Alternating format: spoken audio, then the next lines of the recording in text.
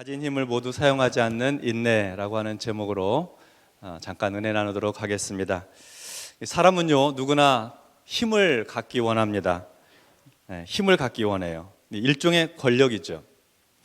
이 권력은 정치 권력을 포함해서 재물과 돈이 주는 힘이기도 하고, 또 사회적인 지위와 직책이 주는 힘이기도 합니다. 그리고 물리적인 완력, 이것도 힘이죠.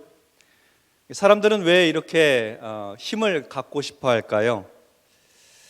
사람들이 힘을 갖고 싶어 하는 이유는 소극적으로는 자기 자신을 지키기 위해서 그렇습니다. 세상의 위험으로부터 자신을 지키기 위해서, 가족을 지키기 위해서 힘을 가지려는 것입니다. 다른 사람들이 함부로 대하지 못하도록 힘을 갖기 원하는 겁니다. 자기를 지키려고 하는 것이죠. 또 한편으로 사람들이 힘을 갖기 원하는 이유는 적극적으로는 다른 사람을 굴복시키기 위해서입니다. 억압하고 통제하고 지배하려고 하는 욕구 때문에 힘을 갖기 원합니다. 스스로 높아지고 싶고 또 군림하고 싶어서 힘을 가지려는 겁니다. 소극적으로든 적극적으로든 사람은 누구나 힘을 좀 갖기를 원합니다. 힘을 갖기 위해서 노력하죠. 그리고 이제 힘을 갖게 되면 그 힘을 적당히 쓰는 법이 없습니다. 자신이 가진 힘을 최대한 끌어올려서 사용을 합니다. 자기 자신 지키기 위해서 최선을 다하죠. 가족, 자식들 위해서 얼마나 우리가 능력을 쓰고 있습니까? 또 내게 해를 끼친 사람에게 보복을 하거나 원수를 갚기 위해서 사람들은 자기가 가진 힘을 다 씁니다. 그리고 더 많은 힘과 권력을 얻기 위해서 더 힘씁니다. 사람이 자기 힘을 적당히 쓰는 법이 없습니다. 사람이 그렇습니다. 그러나 우리 하나님은 가진 힘을 모두 사용하지 않으십니다. 하나님은 전지전능하셔서 능력이 많으셔서 그분께는 능치 못할 일이 없어요. 마음 먹으면 무슨 일이든지 다 하실 수가 있습니다. 그러나 하나님은 그 힘을 다 사용하지 않으십니다. 인내하시고 견디십니다. 그것이 우리 인간에게는 은총이 되는 것입니다. 하나님의 은혜와 긍휼입니다. 하나님은 출애굽한 이스라엘 백성들이 광야 생활하는 내내 하나님을 거역하고 하나님을 향해서 원망하고 불순종하고 우상을 숭배하고 하는 그런 모든 일들 가운데 하나님께서 이스라엘 백성들을 다 진멸하셔도 할 말이 없어요. 이스라엘 백성들의 죄가 무겁고 반복적인 죄를 계속해서 지었으니까요. 그런데도 하나님께서 이스라엘을 긍휼히 여겨주셔서 하나님 가진 힘을 다 쓰지 않으시고 그들에게 은혜와 자비와 긍휼을 베풀어 주시고 다시 기회를 주시고 하나님께서 사랑으로 다시 돌보아 주셨던 것입니다. 그리고 이스라엘 백성들이 이제 가나안에 정착해서 이제 살고 있을 때에도 그들은 하나님을 때를 따라 외면했어요. 하나님을 버리고 바알을 섬기고 아세라를 섬기고 우상을 숭배하고 하나님의 말씀을 듣지 않고 불순종했던 것이죠. 그럴 때도 하나님께서는 자비와 긍휼을 베풀어 주셔서 때를 따라 선지자들을 보내주셔서 내게로 돌아오라, 내가 너희를 긍휼히 여기고 용서하겠다, 그렇게 아주 반복적으로 말씀하셨습니다. 사실 그쯤 되면은 심판하셔도 되거든요. 멸망시켜도 괜찮습니다. 그런데 하나님은 자기가 가지고 있는 그 심판과 멸망의 힘을 다 쓰지 않으셨습니다.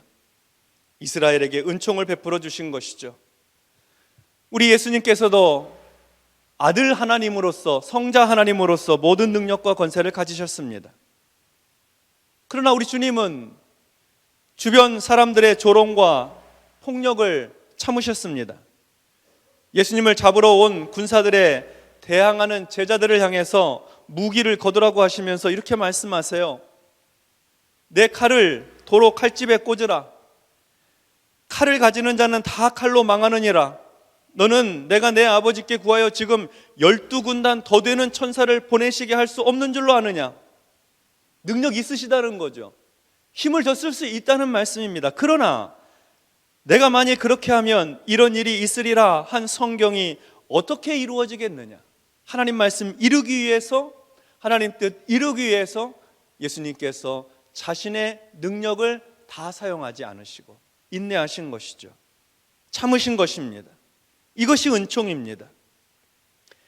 예수님은 죄인들이 달린 십자가들 사이에서 그들과 함께 십자가에 달리셨을 때에도 오늘 본문 말씀처럼 관리들이 비웃으면서 저가 남은 구원하였으니 만일 하나님이 택하신 자 그리스도면 자신도 구원할지니라, 이렇게 조롱할 때, 저가 남을 구원하였으니 만일 하나님의 아들이라면 내려와서 자기를 구원하라, 이렇게 조롱할 때 오히려 예수님은 저들의 죄를 용서해 달라고 기도하셨습니다. 죄인들의 조롱과 무례함을 즉시 책망할 수도 있었지만 주님은 그렇게 하지 않으셨어요. 가진 힘을 모두 사용하지 않는 인내를 보여주신 것이죠. 이것이 바로 죄인들에게는 큰 은총이 되는 것입니다. 은총이라고 하는 것이 때로는 우리에게 복이 되고 형통하게 되고 일이 잘 되는 것도 은총이지만, 참된 은총은 죄인들에게 오래 참으시는 하나님의 인내야말로, 하나님의 견디심이야말로, 하나님의 오래 참으심이야말로 우리를 향한, 죄인을 향한 하나님의 은총과 사랑이 되는 것입니다.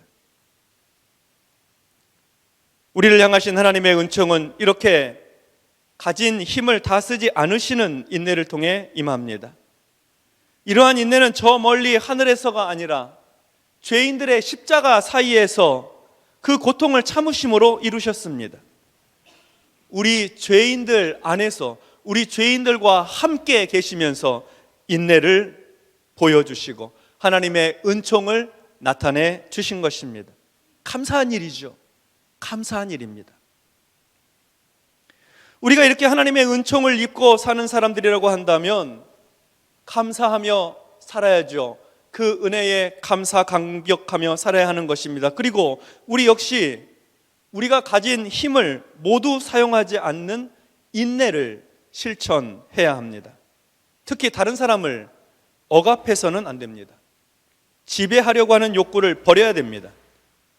때로는 무례함을 견뎌야 합니다. 우리 모두가 하나님의 은총을 입은 사람들이기 때문입니다. 그래서 우리는 우리에게 허물진 사람들을 향해서, 우리에게 혹시 실수하거나 잘못한 사람들을 향해서 너그러운 마음을 가져야 하겠습니다. 사람의 마음으로는 그것이 잘 안 되죠. 그래서 오늘 기도하면서 성령님의 도우심을 구해야 하는 것입니다. 성령으로 충만하여서, 하나님의 영으로 가득하여서 내게 주신 힘 다 사용하지 않고 인내하고 견디고 참으면서 배려하고 돌보고 그리고 회복시켜주고 은혜를 베풀고, 이렇게 함으로 말미암아 은총을 입은 사람답게 그 은혜를 세상을 향해 나눠주며 살아야 하겠습니다. 하나님의 은총의 빛을 받은 우리가, 우리 교회가 세상을 향해 은총의 빛으로 주어야 하겠습니다. 하나님께서 기도하는 성도들에게 성령으로 충만하게 해주시고 두 손 들어 하나님 앞에 나갈 때에 하나님의 은총의 빛을 충만히 받아서 우리가 하나님의 긍휼하심을 입었으니 세상을 향해서 긍휼함을 실천하여 하나님의 영광을 드러내고 그리스도가 존귀하게 되도록 하는 일에 헌신되기를 주님의 이름으로 축원합니다. 아멘.